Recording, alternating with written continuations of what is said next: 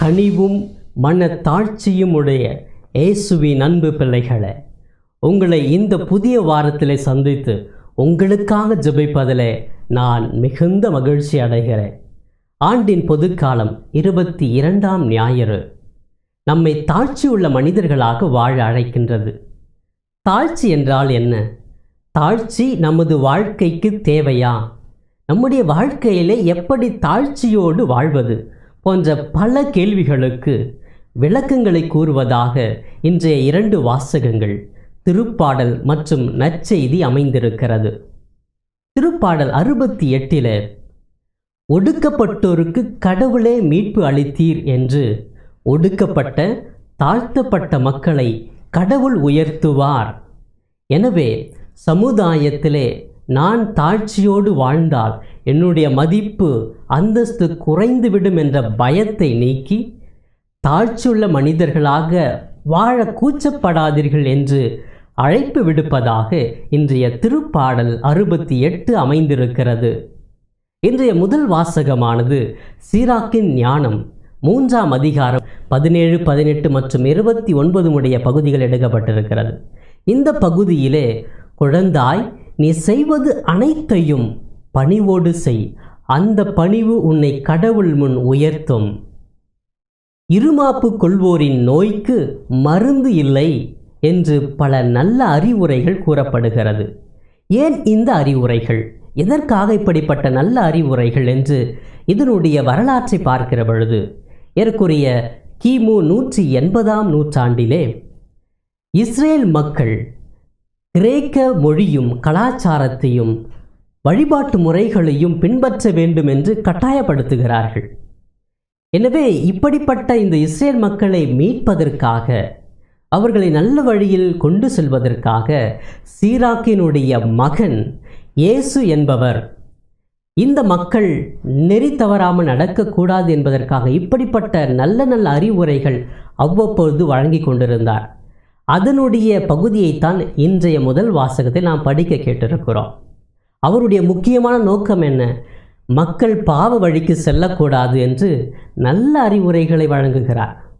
இன்றும் திருச்சபையானது கத்தோலிக்க திருச்சபை விட்டு வெளியே சென்று கொண்டிருக்கிற, விசுவாசம் குறைந்து வாழ்ந்து இருக்கின்ற மக்களை நல்ல நல்ல அறிவுரைகளை கூறி தாழ்ச்சியோடு பணிவோடு வாழுங்கள் என்று திருச்சபையும் அவ்வப்பொழுது நல்ல செய்திகளை வழங்கி கொண்டிருக்கிறது.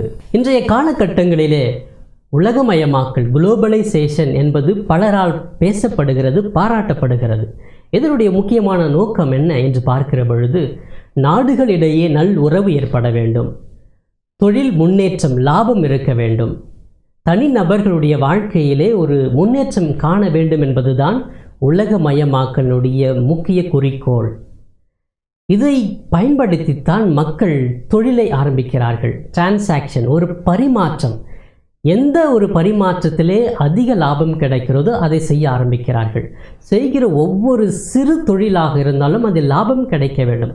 லாபத்தை முக்கியமாக வைத்து தொழில் செய்வது தான் இதனுடைய நோக்கமாக இருக்கிறது. இதையேத்தான் கிறிஸ்தவ ஆன்மீக வாழ்க்கையிலும் பார்க்கலாம், இன்றும் பார்க்கலாம். தொடக்க காலத்தில் வாழ்ந்த கிறிஸ்தவர்களும் அதை பின்பற்றினார்கள். கிறிஸ்தவ வாழ்க்கையிலே ஏன் இந்த ஒரு நோக்கம் இருக்கிறது என்றால், அவர்களுக்கு ஆன்மீகத்திலே ஒரு லாபம் இருக்கிறது. என்ன லாபம்? பரலோக வாழ்வை அடைவார்கள். அந்த பரலோக இல்லத்திலே இடம் பிடிப்பதற்காக ஆன்மீக காரியங்களை செய்கிறோம், ஆலயத்திற்கு சொல்லுகிறோம், 10 கட்டளைகளை பின்பற்றுகிறோம், திருச்சபை கட்டளைகளை பின்பற்றுகிறோம்.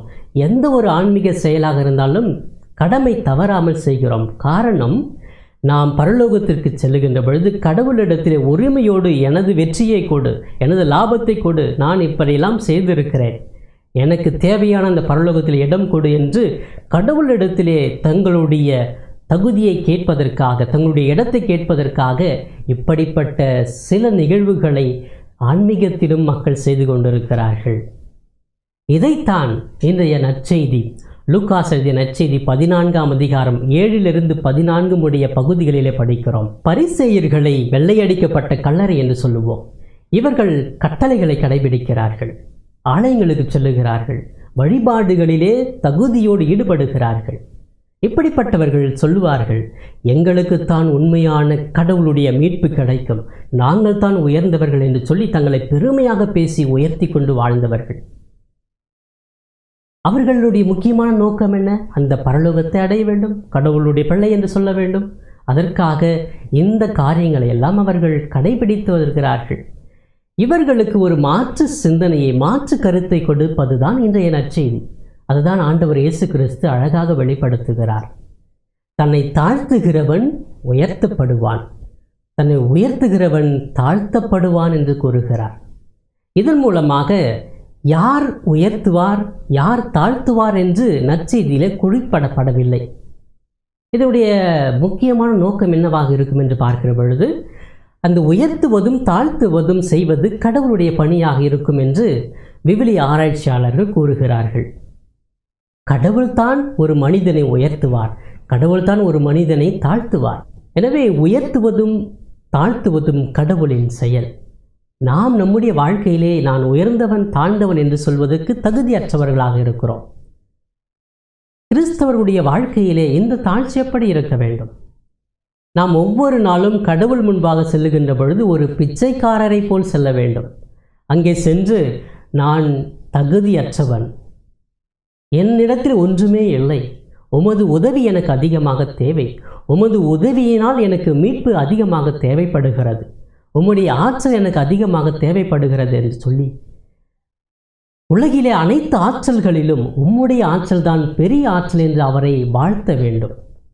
அதோடு நாம் வாழ்ந்து கொண்டிருக்கிற வீடு, சொத்துக்கள், சுகங்கள், வேலைகள், படித்த படிப்புகள், இன்னும் இன்று நாம் அனுபவித்திருக்கிற ஒவ்வொரு சிறு செயல்களும் கொடுத்தது இறைவன்தான். இவை அனைத்தும் இறைவன் கொடுத்த ஒரு பரிசு. எனவே இப்படிப்பட்ட நல்ல பரிசுகளுக்காக இறைவனுக்கு நன்றி கூற வேண்டும். அதோடு இந்த பரிசுகள்லாம் எனக்கு கடவுள் கொடுத்திருக்கிறார், நான் எனவே சமுதாயத்தில் உயர்ந்தவன் என்று மார்தட்டி நிற்கக்கூடாது. நம் பக்கத்து வீட்டாருக்கு, நமது குடும்பத்திலே, நமது வேலை செய்கின்ற இடத்திலே வாழ்பவர்கள் கூட இப்படிப்பட்ட பரிசுகள் குறைவாக இருக்கும், கடவுள் அவர்களையும் ஆசீர்வதிக்கிறார். எனவே எனக்கு பரிசுகள் நிறையாக இருக்கிறது என்று சொல்லி நான் உயர்ந்தவன் என்று சொல்லி நிற்கக்கூடாது. பரிசு குறைவாக பெற்றவர்களையும் பார்த்து அவர்களோடு பாசமாக உறவை ஏற்படுத்துவதுதான் உண்மையான தாழ்ச்சி. நமது திருத்தந்தை பிரான்சிஸ் அவர்கள் சமுதாயத்திலே தாழ்த்தப்பட்ட ஒடுக்கப்பட்ட மக்களை உயர்த்துவதிலே கை கொடுங்கள் என்று சொல்லி விவிலியத்தின் பின்னணியிலுள்ள கருத்துக்களை நமக்கு முன்வைத்து அவரும் ஏழைகளை அன்பு செய்து ஒரு நல்ல உதாரணமாக இன்று வாழ்ந்து கொண்டிருக்கிறார்.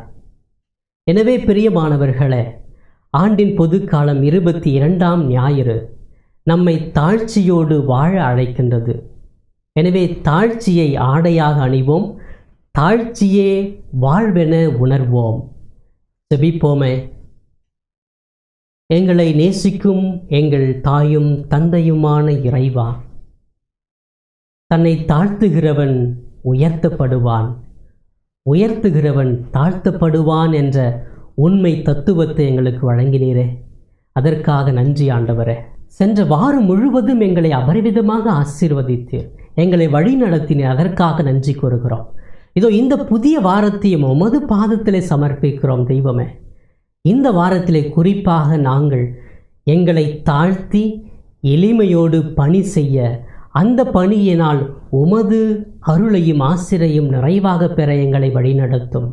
நாங்கள் எடுக்கிற முயற்சிகள், செய்கிற வேலைகள், பேசுகிற வார்த்தைகள் அனைத்தும் உம்மால் ஆசீர்வதிக்கப்பட்டு நாங்கள் நேர்மையானதை செய்ய, நல்லதையே செய்ய நல் மனதை எங்களுக்கு கொடுத்தருளும் தெய்வமே.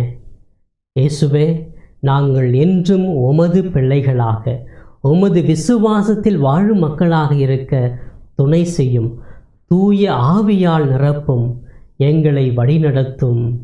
ஆமேன்.